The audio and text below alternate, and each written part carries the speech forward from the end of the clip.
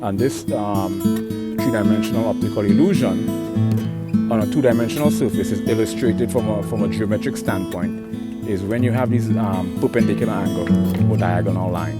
Hence the reason, if you're into art, you'll be familiar with vanishing points. Through certain things, I don't encounter people who possess my level of consciousness.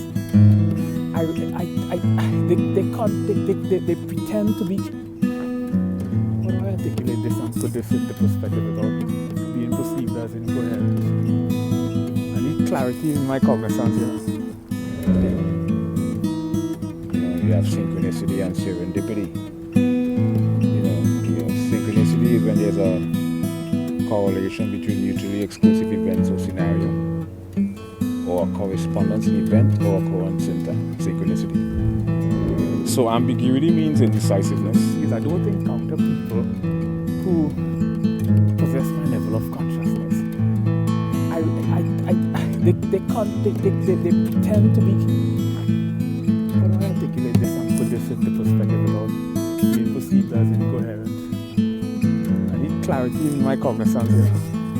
Is what gives off the optical illusion, the three-dimensional optical illusion on a two-dimensional surface.